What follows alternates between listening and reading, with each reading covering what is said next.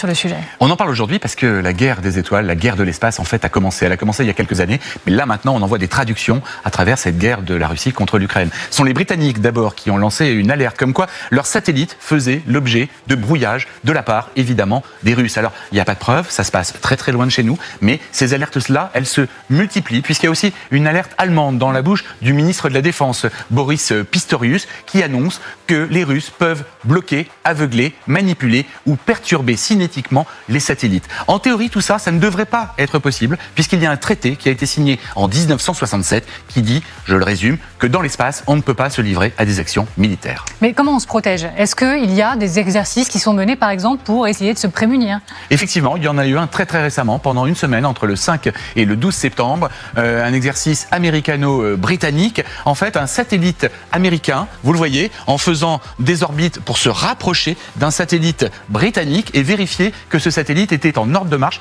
qu'il ne subissait pas de dysfonctionnement total. À noter aussi que l'Allemagne a prévu de mettre 35 milliards d'euros sur la table pour se protéger contre ces attaques de satellites dans l'espace. Quel est l'état des lieux du rapport de force dans l'espace ? Satellite, méga constellation, espionnage, Le Point, le magazine Le Point et Lookup publie, là, il y a quelques heures seulement, un premier baromètre des rapports de force géopolitiques spatiaux. Et vous allez nous en dire plus. Alors, sur ces satellites, les Américains sont clairement en tête, en avance, comme dans beaucoup d'autres domaines. 9641 satellites, mais surtout, vous voyez, une augmentation, c'est exponentielle, 29% de plus. Les Chinois, juste derrière eux, 1102 satellites, augmentation de 25%. Pour l'Europe, c'est beaucoup plus faible, 651 satellites. Mais surtout, ce que l'on sait, c'est que les Chinois, notamment, ont développé des armes pour s'attaquer aux satellites. Ils font des tests depuis la fin des années 2010. Ils sont capables, d'ores et déjà, de s'approcher d'un satellite d'un pays européen ou américain, de le perturber jusqu'à le faire sortir de son orbite et le faire disparaître dans l'atmosphère, dans la stratosphère. Merci beaucoup Xavier. Je voudrais qu'on regarde à nouveau les mots forts qui ont été prononcés au sommet sur la défense dans l'espace à Paris il y a quelques jours. Ça vient du ministère de la Défense allemand qui disait que l'ère spatiale régie par les règles pacifiques du traité de l'espace n'existe plus et qu'il est désormais temps de se préparer à faire la guerre en orbite. Général Jean-Daniel Testé, ancien commandant interarmé de l'espace, est-ce qu'on se prépare actuellement à mener une bataille dans l'espace ? Bien sûr, juste pour corriger un petit peu ce qui a été dit à l'instant, même si c'est pas du tout faux, simplement remettre en perspective code calendaire. Les premiers à avoir lancé l'alerte dans le domaine, c'est bien les Français en 2019. Je pense que vous l'avez en mémoire. On avait la ministre de la Défense de l'époque, Florence Parly, avait mis en évidence l'espionnage d'un de nos satellites franco-italiens, Antenna Fidus, par le satellite russe, sur lequel aujourd'hui les Allemands et les Britanniques, avec lequel ils ont quelques problèmes actuellement. C'était les mêmes, c'était le Loop Lamp, première version en 2019 et deuxième génération actuellement. Autre petite question, je reste sur le domaine franco-français. Je voyais un article tout à l'heure en travaillant un peu, en avril dernier, la France scrutait 3 nouveaux satellites russes, dont l'un a libéré un mystérieux objet, c'est ce qui était écrit à l'époque notamment par le Parisien, et le commandement de l'espace français disait surveiller ces engins au comportement étrange lancés en février. Quels moyens mettons-nous, nous, la France, pour nous défendre dans ce domaine ? Nous préparons-nous, pardon d'insister sur cette question, nous, la France, nous préparons-nous à la guerre de demain, la guerre en orbite ? Absolument, vous avez raison d'insister parce que c'est un sujet très important et qui est au cœur des préoccupations du ministère des Armées depuis maintenant, je dirais, 2 ans, que date de la publication de la stratégie spatiale de défense.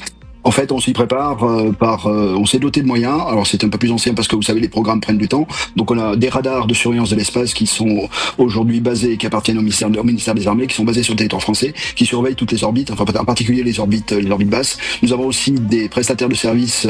Vous avez cité Lookup tout à l'heure, qui en est un, mais il y en a d'autres, comme Aldoria, comme Ariane Group, comme Safran Defense and Space, qui aujourd'hui fournissent des données de surveillance de l'espace de grande qualité qui permettent aux commandants de l'espace de surveiller et d'avoir une vision la plus précise possible. Alors on n'est jamais assez précis bien entendu, mais en tout cas la plus précise possible de tous les événements qui pourraient mettre en cause nos satellites. On reste ensemble, Général Testé. Stéphane Courtois, pour vous, il est clair que Poutine prépare une guerre en orbite, une guerre dans l'espace ? Vous savez, depuis que vous m'avez fait l'amitié de m'inviter sur ce plateau depuis l'attaque contre l'Ukraine, j'entends toujours cette petite musique, mais à chaque fois, c'est presque tous les jours. Mais jusqu'où va-t-il aller ? Jusqu'où Poutine va-t-il aller ? Mais il va aller jusqu'où on le laisse aller. parce que c'est un homme qui a été formé dans un régime totalitaire où le pouvoir était omnipotent et avait des objectifs gigantesques. Faut rappeler quand même, l'URSS avait l'intention, en 1945, s'il n'y avait pas eu la bombe atomique américaine, les chars russes, ils seraient arrivés à Paris. Il faut quand même rappeler ces choses-là. Donc voilà, ce monsieur a été formé dans un régime où le pouvoir est habitué à pouvoir s'étendre autant qu'il veut, à contrôler ce qu'il veut et surtout à utiliser tous les moyens possibles. Alors tous les moyens possibles, ça va du drone jusqu'au satellite. Ah oui. De mémoire d'ambassadeur, Sylvie Berman, c'est un sujet sur la table depuis longtemps, l'espace avec la Russie, mais pas juste l'espace avec la Russie, sa volonté de faire de l'espace un terrain de guerre. La date de 2019 qui a été évoquée, effectivement, a été très marquante, puisque Florence Parly l'a dénoncé. Mais ça ne veut pas dire qu'il n'y a pas eu d'autres incidents avant. C'était un choix qu'elle avait fait. Et la plupart des grandes armées, comme aux États-Unis, en France également, s'est rebaptisé pour l'armée de l'air et de l'espace. Mais ça s'intensifie clairement. Ces dernières années, d'autant plus actuellement. Comme vous l'avez entendu, il y a ces alertes britanniques et les alertes allemandes. Mais comment c'est une nouvelle donne, effectivement. J'insiste sur le comment se défendre. Faut-il, en somme, une guerre des étoiles, mais vraiment une Star Wars version Reagan, comme on l'a connue pour les États-Unis? C'est ça ce qu'il faut mettre en place la guerre des étoiles, c'était essentiellement pour se protéger des missiles à l'époque. Oui. Alors que là, on parle d'autre chose. On parle de véritablement la capacité à détruire des satellites et donc d'envoyer des vecteurs agressifs. Voilà, d'endommager. Au départ, l'espace, c'est quelque chose de libre où on ne fait pas la guerre. Parce que Star Wars, il y avait aussi un projet de réseau. Les armées de l'air du monde, maintenant, s'appellent armées de l'air et de l'espace. Et moi, j'étais à Berlin au moment de 2019, je me souviens très très bien, il y avait un satellite mort à côté de notre satellite et on l'a découvert à un bon moment et on savait pas ce qu'il faisait là. Alors c'était peut-être un satellite espion qui était prêt à exploser pour détruire notre satellite, mais on l'a découvert comme ça. Il était à 1 kilomètre, il suivait notre satellite à 1 kilomètre en permanence. Il était contre. Alors voilà, cette guerre-là, elle a déjà commencé. Mais où commence le civil et où finit le militaire? À partir du moment où vous avez un satellite d'observation, c'est déjà de l'observation. Elle a but militaire, même si vous n'avez pas de vecteur de destruction à bord. Mais quand vous observez l'ennemi avec un satellite civil, vous faites de l'observation militaire. De communication. Donc la limite entre le civil et le militaire en matière spatiale a jamais été très nette en fait. Alors je vais reformuler ma question sur Star Wars, sur cette guerre des étoiles version Reagan, c'est qu'il s'agissait aussi d'un projet de réseau de satellites dont le rôle était effectivement la détection, destruction de missiles. Mais est-ce qu'on peut imaginer ça face à des satellites, c'est-à-dire par exemple version d'aujourd'hui, on parle de mur anti-drone, un mur anti-satellite que mettrait en place, je sais pas, l'OTAN, l'Europe, dans le ciel, dans l'espace, pour essayer de contrer ces satellites russes, général? En fait, je pense que ce qu'il faut se doter, c'est la meilleure connaissance possible. En toute franchise, et c'est là qu'on a un peu d'espoir, personne n'a intérêt à une guerre dans l'espace, tout simplement parce que chaque pays de plus en plus, c'était pas le cas de la Russie il y a quelques années, c'est le cas aujourd'hui, c'était pas le cas de la Chine il y a quelques années, c'est le cas aussi aujourd'hui, tous ces pays-là sont de plus en plus dépendants du spatial. Et vous savez très bien que si on détruit un satellite dans l'espace, on produit des débris. Et ces débris vont ensuite polluer l'orbite et empêcher une utilisation saine de l'orbite par n'importe qui s'y trouve, aussi bien celui qui a lancé le missile pour détruire le satellite que les autres utilisateurs. Donc en fait, en abattant et en détruisant des satellites en orbite, on se prive aussi de l'utilisation de l'espace, donc personne n'y a intérêt aujourd'hui. C'est pour ça que je ne crois pas à une guerre des étoiles à grande ampleur. En revanche, ces petites, j'appelle ça des escarmouches ou des démonstrations de suprématie dans l'espace, c'est-à-dire montrer aux autres, montrer au monde qu'on maîtrise le domaine parce qu'on est capable d'aller embêter les adversaires, ça, ce genre de choses va continuer à se reproduire de plus en plus. Reste à nous d'être vigilants pour savoir exactement l'ampleur et puis le niveau de ces agressions. Et pour revenir à votre première question qui était sur la préparation, il y a une illustration très simple. Tous les ans, le commandement de l'espace organise un exercice qui s'appelle Astérix, qui va être débaptisé pour de mauvaises raisons, mais bon, qui continuera à exister l'année prochaine. L'année prochaine, il aura une ampleur encore plus importante, qui sera inclus dans le grand exercice interarmé du printemps qui s'appelle Orion. Et donc, à cette occasion-là, on simule complètement une menace adverse, russe, chinoise, peu importe, en tout cas une menace crédible, et on prépare nos moyens et nos opérateurs pour y faire face, et surtout pour continuer, parce que c'est là qu'est le nerf de la guerre, continuer d'assurer un soutien spatial aux opérations, puisque nos opérations militaires sur le terrain, et si ça se dégrade encore à l'Est, on en aura encore plus besoin. Elles sont tellement dépendantes du soutien spatial qu'il faut absolument que ce soutien spatial soit pérennisé de toutes les forces. Il y a une dimension qu'on n'a pas évoquée, c'est la dimension espionnage. C'est-à-dire que, en attendant, attendons de voir si il y a des satellites qui touchent d'autres satellites. Mais quoi qu'il en soit, les Allemands, ils disent, ils ont ces satellites, des charges utiles à bord qui peuvent voir nos satellites à nous et qui essaient de recueillir des informations auprès d'eux. La dimension espionnage, elle est apparue également dans les mots de monsieur Pistorius il y a encore quelques jours. Regardez. C'était hier même, regardez. N'oublions pas que même ici, nous sommes tous observés, filmés et je ne sais quoi d'autre, par des satellites russes, chinois et autres. Xavier de Giacomoni. La dimension espionnage au-dessus de cette nos têtes dimension, depuis elle est l'espace. tout à fait réelle, et comme on le disait tout à l'heure, n'importe quel satellite d'observation peut devenir un satellite militaire d'espionnage. C'est-à-dire qu'en permanence, on peut surveiller tel ou tel endroit du globe pour des besoins opérationnels ou pour des besoins tout à fait civils. Avec des satellites militaires, on peut aller très très très loin dans l'observation. C'est-à-dire qu'avec certains satellites, on peut voir la plaque d'immatriculation d'une voiture. Ça peut être des outils extrêmement dangereux aux mains de certains pays, de certaines personnes.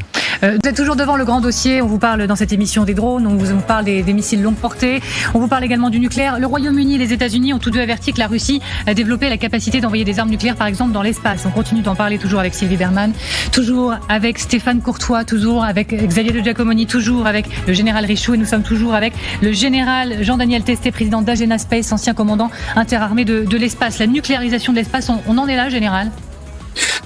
On y est forcément parce que c'est un vieux serpent de mer qui remonte et qui revient d'actualité, parce que les satellites en orbite ont besoin d'autonomie pour durer, pour pouvoir faire beaucoup de manœuvres, et on a aussi besoin, pour les applications civiles plus pacifiques comme l'exploration, d'avoir des véhicules qui vont loin et qui n'ont pas besoin d'être ravitaillés, donc qui durent longtemps dans l'espace. Donc l'énergie nucléaire est naturellement sur le devant de la scène. Le risque, c'est qu'effectivement on ne parle pas que d'énergie, on parle aussi d'armes. Et à partir du moment où on parle d'armes nucléaires dans l'espace, c'est catastrophique. Les Russes et les Américains, dans les années 60, avant que le traité de l'espace dont on a parlé tout à l'heure soit promulgué, on fait à peu près chacun, on va dire, aucun n'a été meilleur que l'autre, c'est-à-dire ils ont fait chacun une cinquantaine d'essais nucléaires, d'explosions nucléaires dans l'espace. C'est catastrophique dans le sens où, à l'époque, c'est pas très grave parce qu'il n'y avait pas beaucoup de satellites et les sociétés n'étaient pas du tout dépendantes. Aujourd'hui, on est complètement dépendant des satellites, que ce soit les GPS, les Galileo, les satellites de télécommunication, on en a parlé un petit peu tout à l'heure, et une explosion atomique dans l'espace déclenche une impulsion électromagnétique qui grillera tous les circuits électroniques, tous les composants électroniques de ces satellites. Ce qui veut dire que du jour au lendemain, une simple explosion en orbite basse supprimera tous les services auxquels nous avons accès, et je ne pourrai plus communiquer avec vous ne pourrez plus vous servir de votre GPS pendant des mois et des mois. Donc ce serait catastrophique. Donc ce serait vraiment une attitude irresponsable, mais avec Poutine, on peut s'attendre à tout. Avec Poutine, on peut s'attendre à tout, que ce soit des drones, les longues portées, le nucléaire. Vous êtes d'accord avec ça, Stéphane Courtois ? Oui, je le disais, sa mentalité fait qu'il est prêt à utiliser tous les moyens, que ce soit des moyens les discours qu'il tient, par exemple, de désinformation, de provocation, etc., que ce soit des moyens militaires. Alors reste le problème, si on parle de nucléaire, il y a quand même un point fondamental qui est la dissuasion. Alors quel est le moyen de dissuasion vis-à-vis de M. Poutine, de l'empêcher d'envoyer de l'armement nucléaire dans l'espace ? Ça, je dois dire, je ne suis pas militaire, donc je n'en ai pas d'idée. Le général peut peut-être répondre, mais dans la question nucléaire, c'est quand même la dissuasion qui est le point fondamental. Bon, est-ce qu'on peut encore avoir de la dissuasion à ce niveau-là, ou bien est-ce que la dissuasion perd de sa pertinence ? Général. Moi, je dirais le vrai problème du nucléaire dans l'espace, ça est très bien dit, impulsion électromagnétique, vous détruisez tout, c'est que vous détruisez, il détruit ses propres systèmes également. Je vois pas comment il peut s'abstenir, il n'a pas durci ses systèmes. Donc, a-t-il un intérêt à le faire ? Ça, c'est quand même une autre question. Parce que là, c'est un peu comme quand vous balancez du chimique. Vous le balancez sur l'adversaire, après le vent vous revient dans la figure, et puis vous l'avez vous aussi. Et donc, si vous mettez du nucléaire, eh bien forcément, à un moment donné, vous en subissez les inconvénients également. Sauf si vous vous êtes préparé à d'autres moyens d'action. Il faut durcir, il faut machin, etc. Mais moi, je crois qu'il repasser sur des systèmes. J'ai des doutes. Et puis ensuite, dès qu'on utilise le nucléaire, on change de dimension, et donc c'est un acte qui n'a même plus d'hostilité. Je veux dire, ça revient à la dissuasion. Je dirais une riposte adverse qui est absolument incontrôlée. Sur le point souligné par Stéphane Courtois, qui a interrogé la portée de notre dissuasion nucléaire, est-ce qu'elle s'est amoindrie, notre capacité de dissuasion ? La nôtre ? Oui, c'était ce qu'interrogeait Stéphane Courtois. Non, moi, je ne vois pas pourquoi notre capacité de dissuasion. Nous, aujourd'hui, la conventionnelle, oui. Conventionnelle, la dissuasion conventionnelle, on a baissé la garde. On voit bien que quand on est en dessous du seuil, on a du mal à répondre avec 3 Sukhoi 31 ou bien des drones.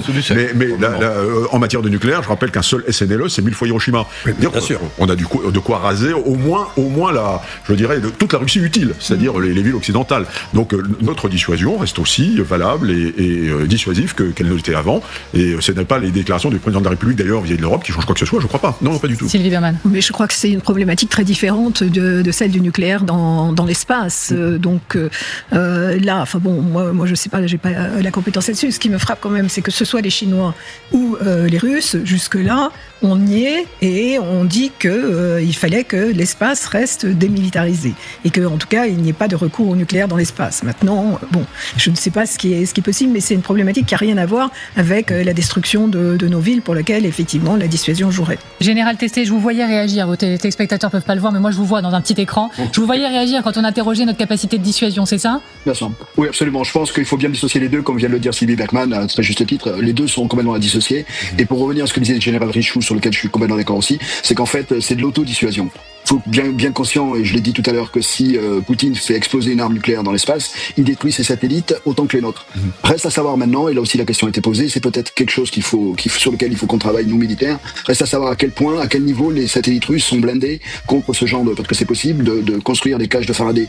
Enfin, pour le PHP très simple, hein, c'est pas vraiment la technique, mais c'est un peu ça. Des cages de Faraday autour des satellites pour qu'ils ne soient pas sensibles à l'impulsion électromagnétique. Mais ça se paye en masse, ça fait des satellites très lourds qui sont compliqués à lancer, à mettre en orbite. On a nos satellites de télécommunications qui sont protégés de cette façon-là parce qu'on était très sensibles et les générations de nos satellites datent des années 80 où cette menace était encore très prégnante sur l'Europe et heureusement on a gardé cette protection et ils sont encore protégés contre ça. On a uniquement ces satellites de communication qui sont. Reste à savoir maintenant si côté russe ils ont blindé de la même façon tous leurs satellites. Dans ce cadre-là, on serait très vulnérable.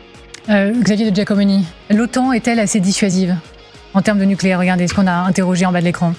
Pour le moment, oui, puisque de toute façon, à partir du moment où les Russes, on en a beaucoup parlé à un moment au niveau du nucléaire tactique. On a eu une grosse inquiétude il y a 1 an et demi, 2 ans, au moment où les Russes commençaient à avoir des difficultés impressionnantes en Ukraine. Est-ce qu'il ne va pas utiliser cette arme ? Il ne l'a pas utilisée. Pourquoi ? Parce que justement, il y a une dissuasion. Cette dissuasion, elle se renforce. Le président de la République a d'ailleurs annoncé d'ores et déjà qu'il allait faire des annonces au début de l'année prochaine pour voir comment cette dissuasion pouvait, en fait, non pas se partager, le mot est très très mal choisi, mais s'étendre aux pays européens qui sont nos partenaires, comment ils pouvaient entrer, de quelle manière, sous le parapluie du nucléaire français. On ne le sait pas pour le moment, mais ce qu'on sait en revanche, c'est que depuis le général de Gaulle, depuis cette volonté de dissuasion nucléaire pour notre pays, les pays européens proches sont inclus. En fait, ils font partie de l'espace que nous souhaiterions protéger parce que c'est notre espace vital, en fait.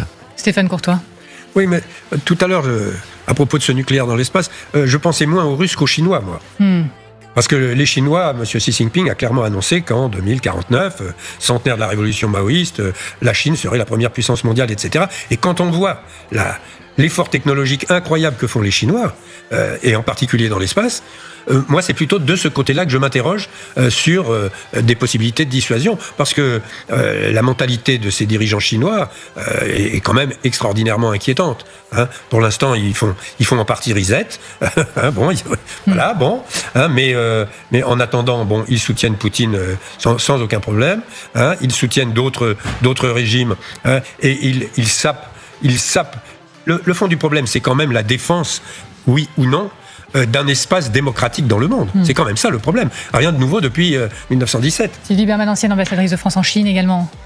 Oui, enfin, je pense pas que. Enfin, les Chinois veulent être la première puissance mondiale, effectivement, en 2049. Donc, c'est le centenaire de la fondation de la République populaire de Chine. Même s'il n'a jamais dit qu'il voulait être la première puissance, mais c'est implicite, effectivement. Mais c'est plus pour pouvoir se développer à sa manière et contenir toutes les menaces que pour finalement être véritablement agressif. Reste la question de Taïwan, bien entendu, et puis de la mer de Chine du Sud. Je pense pas que les Européens aient quoi que ce soit à craindre de ce point de vue-là de la Chine.